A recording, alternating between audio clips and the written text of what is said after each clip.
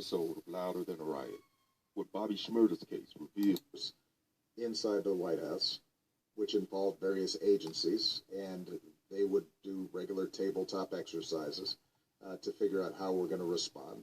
We put together a pandemic playbook, which we actually gave to the incoming Trump administration, indicating here are the steps that you need to take, and if in fact this ends up being an airborne virus that is highly contagious, then the steps that are going to need to be taken in advance of any development of a vaccine or any other kind of medical intervention is wearing masks, social distancing, so forth and so on.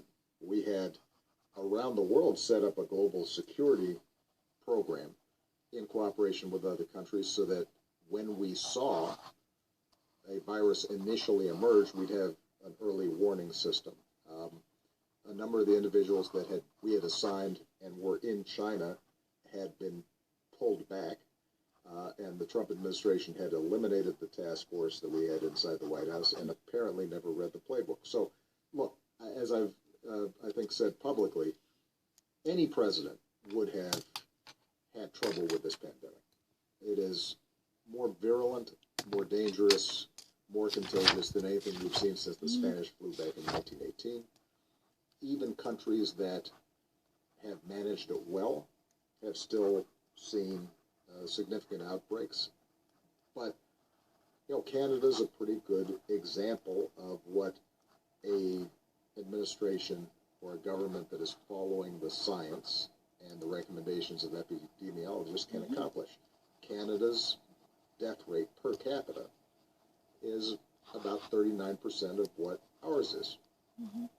And that is tens of thousands of people who would not be dead if we had been as effective as Canada was in dealing with this disease. With everything you've said and with your analysis. So what President Obama just actually mentioned is very simple. The question was, since the United States is really struggling badly with the coronavirus, and especially the major cities like the Philadelphia, they've been actually, bearing the brunt of this new outbreaks of the infections. They're actually performing really poorly. That's really the cause. I never actually repeat the question because I already actually know it. So if you were actually looking into the current situation, do you actually think that the Trump administration is willfully being disobedient to the playbooks left behind by your administration by actually ignoring all the guidelines that were actually be very helpful, that could be indeed, good enough to better manage the current coronavirus? His answer was definitely yes. Do you really actually think that Donald Trump administration has failed to keep up with the standards that were actually set down meticulously by the infectious experts from his task force? Because he was really the person who's been, throughout his presidency, known to such a highly infectious diseases like the N1H1 and Zika virus and Ebola. And even when he was in the Senate, there had been a certain infectious disease, so he was not a stranger to this type of setting. But even though definitely the coronavirus is nothing like anything we've witnessed before, much more contagious and much more virulent, that's really true. But do you still actually believe that, the question is, does still, President Obama believe there had been significant omission and ignorance coming from President Trump's administration, which he actually completely betrayed and belied hard-earned efforts from the previous administration? Yes, indeed. The actual is, he thinks, that is really the case. Because there had been serious, guidelines and tabletop works. Tabletop works here by saying so. These are really the applicable cases that are actually completely cherry-picked and hand-picked, curated by empirical analysts and epidemiologists who were so familiar with this type of diseases.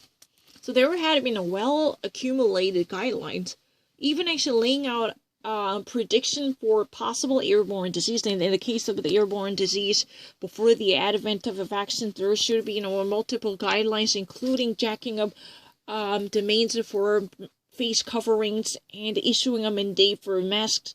These type of authorities-oriented advice was thoroughly clarified and detailed.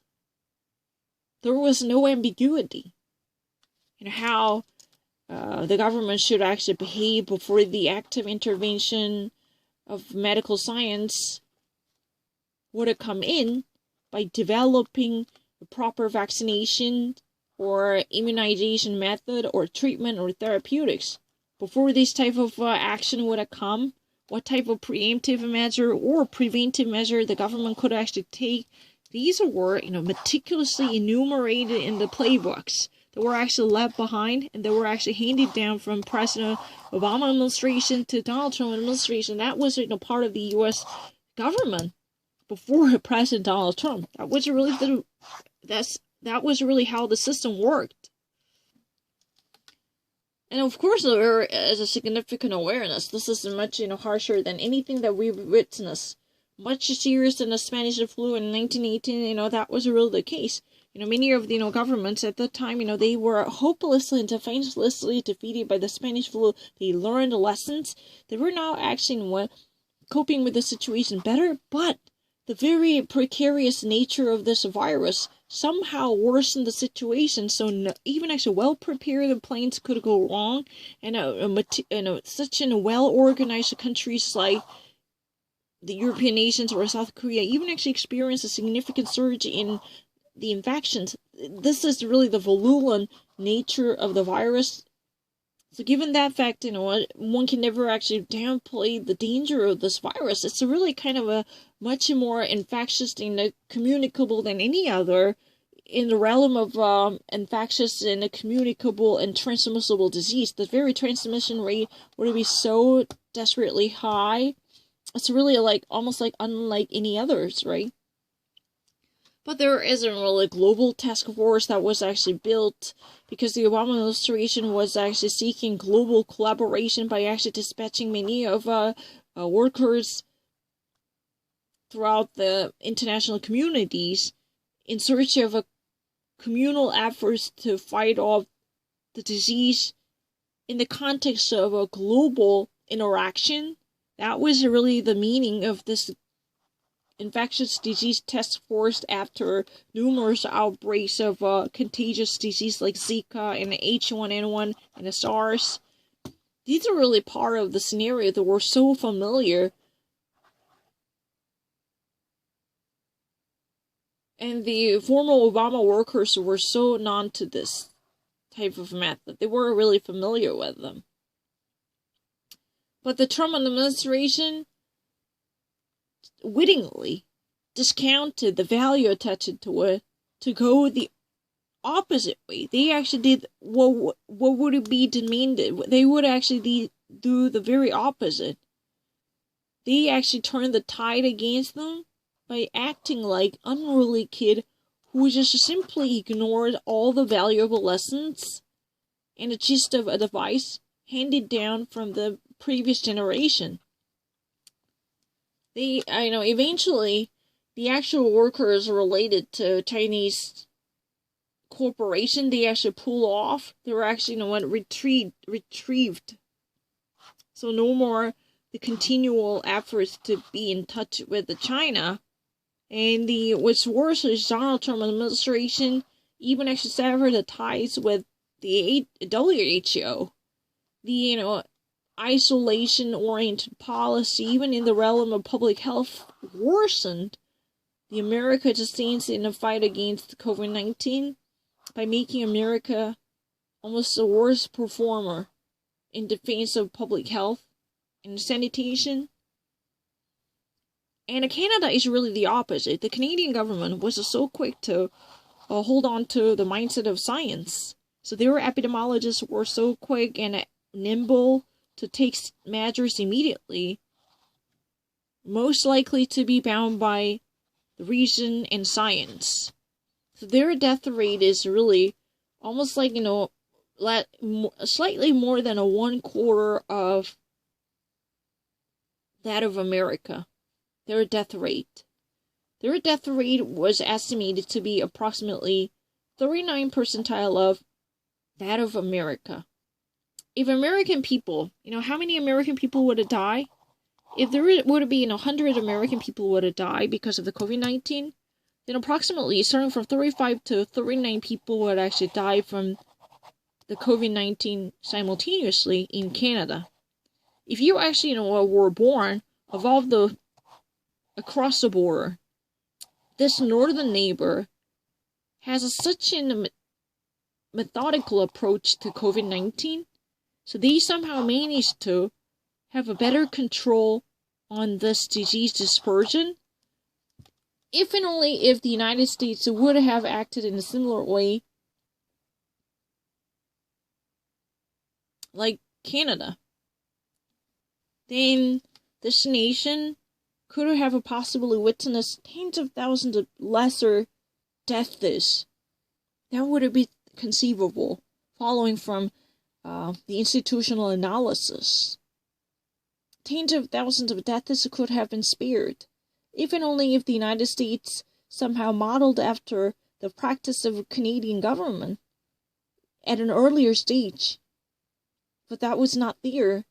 Those we have in such an ingrained, a whopping amount of deaths, peerless and matchless.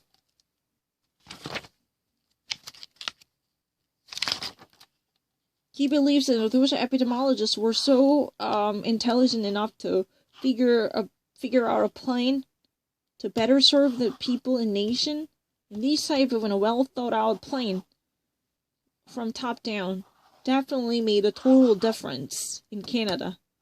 But you know what? Again, even actually well prepared plans could go wrong in the wake of this devastating virus. This is really probably unprecedented in its own way to be powerful and potent when it comes to transmission and communication. So even reasonable entities could experience significant devastation. They feel that their measures are running out. They were actually at their wits' end because there are no more capacity to carry on in this battle. It's really kind of palpable.